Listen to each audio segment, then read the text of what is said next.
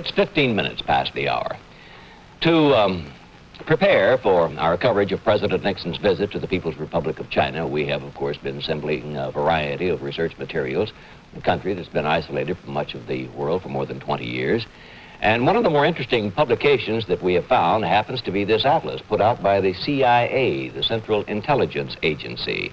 And even though the CIA did it, it's not a secret publication intended solely for intelligence purposes, but a general reference work using some unconventional maps and graphs and photographs to give not only the geography, but the economy and even the cultural patterns of China, a complex country.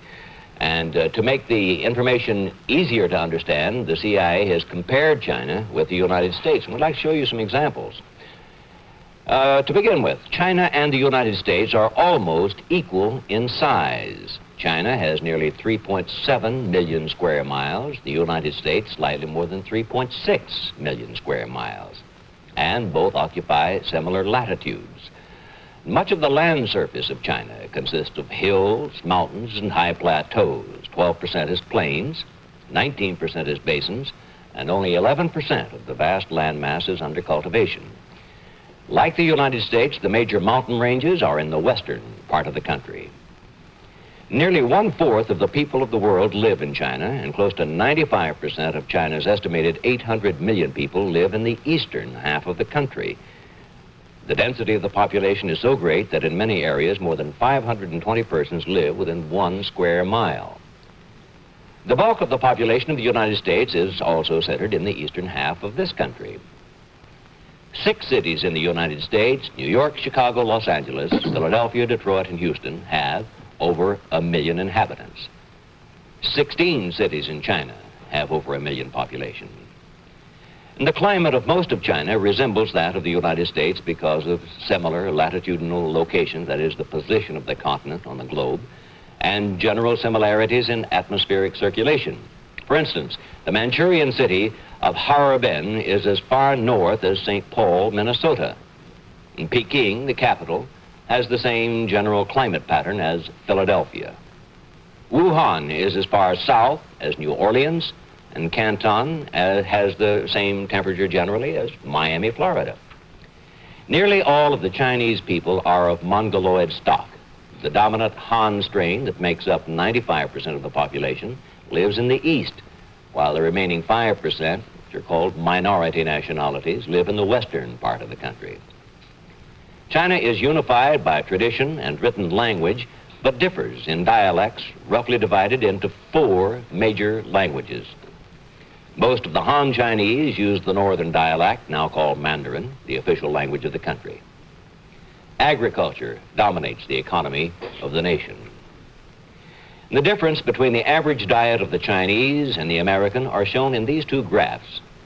78% of the Chinese diet consists of starchy foods, while only 23% of our food is made up of such carbohydrates.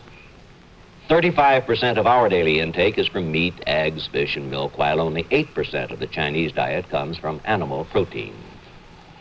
And railroads are, of course, an important form of transportation in China. Since 1950, the Chinese communists have added 24,000 miles of railways. The length of the United States rail network, built mainly between 1870 and 1910, is about 9 times that of the Chinese railroads. 65% of the inland waterway network, another major form of transportation, is located in the southern part of China.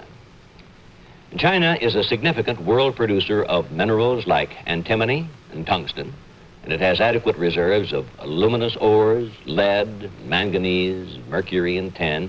But China is short on nickel, chrome, and cobalt.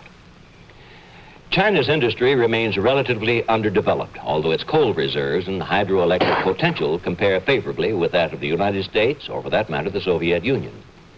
China is second to Japan among the Asian nations in gross industrial output, but ranks far behind Japan in its per capita output. And finally, the Central Intelligence Agency Atlas has an intricate aerial map of the prominent sites in Peking, the nation's capital, the setting for President Nixon's talks with the Chinese leaders.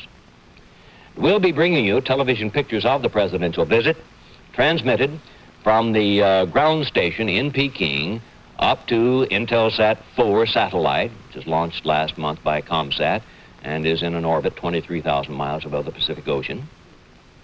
The satellite, in turn, will relay the signals to a large ground station at Jamesburg in central California and into the transcontinental television cable networks. Since Chinese time is 13 hours ahead of Eastern time, the Today program will bring you the first full report of President Nixon's day-to-day activities, and we will continue doing so throughout the week. And with us throughout the week in question will be Mr. Donald W. Klein, who is with the East Asian Institute at Columbia University here in New York. And he will be interpreting and giving us background information on the news from Peking. And Mr. Klein estimates that he gave private briefings to no fewer than 30 of the journalists scheduled to accompany the president on his trip to China. So he's been rather busy lately and has a notion of what most of the reporters felt they needed to know before they went off on this assignment. Now, let me ask you first, and let's get it established now. I'll call you Don and you call me Frank, okay? Mr. Klein, Mr. McGee stuff, no. Do you think that given the temperament and nature of the Chinese people, that they will accord the president what we would call a tumultuous or exuberant welcome, or are they likely to be more restrained just because of their nature? Well, in terms of the nature, I think that they might like to be tumultuous about it, but I would think that the government in this case will probably restrain it somewhat, that it will be probably enthusiastic indoors, so to speak, at large banquets. But I would be surprised if they turned out, 500,000 people for this occasion. Are the Chinese people by nature demonstrative on such occasions? Well, they certainly can be. We've had a lot of demonstrations of it in the last 20 years. Well, some of that could have been generated by government edict. I was just wondering about the nature of them. Do they tend to display or show their emotions, or do they tend to be more restrained about it? Well, in personal relations, they're certainly able to restrain themselves. This is, part of the way Chinese often deal with one another. But on public occasions, I think that, they might be compared with a Fifth Avenue parade type mentality.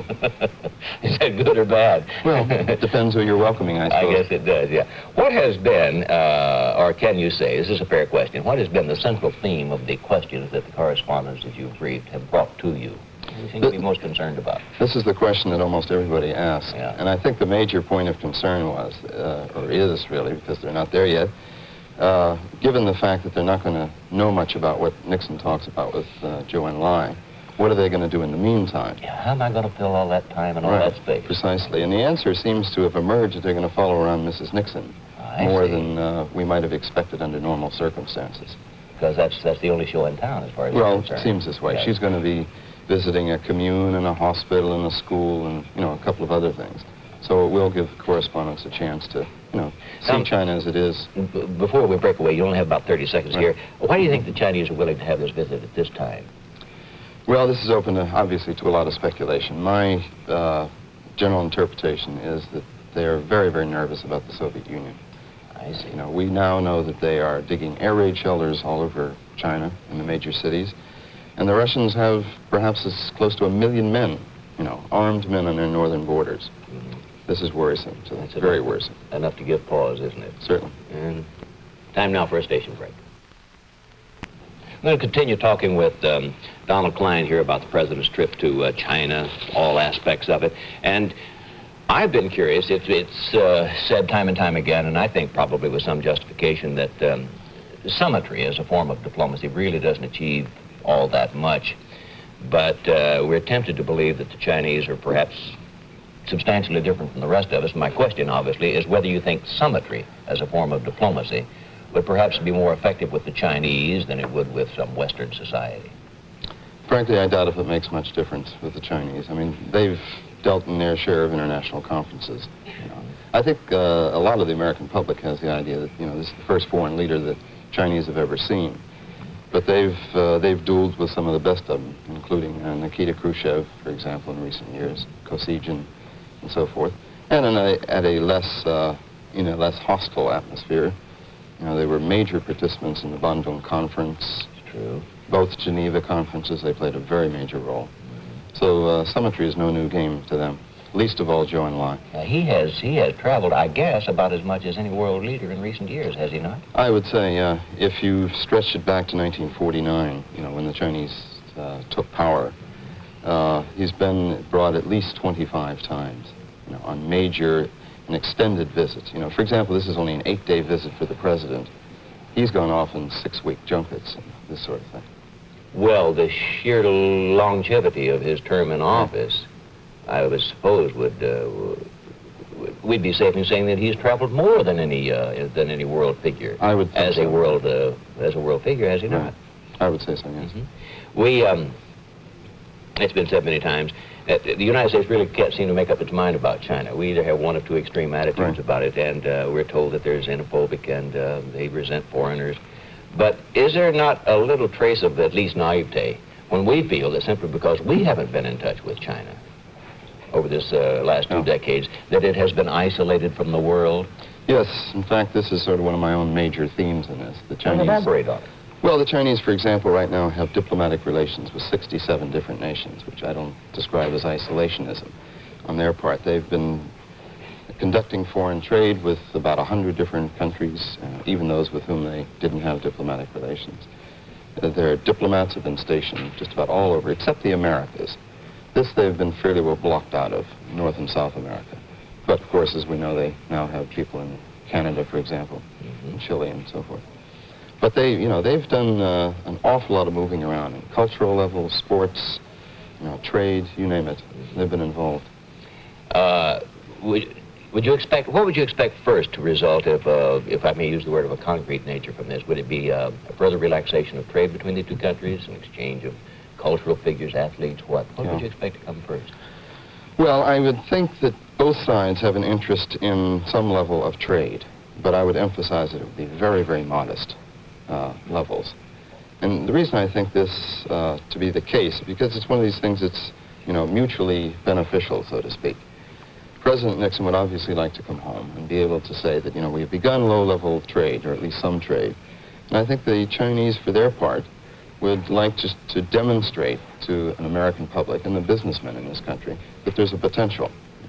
Because every businessman alive, sees this dream of this absolutely staggering market, the largest in the world, potentially. 800 million potential customers. Right, exactly. In what areas is the trade likely to take place? Well, negatively, it's worth looking at, if I may use this sort of backdoor approach. They're not going to buy consumer goods. They're not going to buy automobiles and refrigerators and television sets. I think what they'd like mainly is high-level technology. I see. So pretty sophisticated... Well, in the computer business, I don't know what our attitudes on this might be, but... We got to take a station break. World Championship Tennis, live and in color from Toronto, Sunday afternoon on NBC.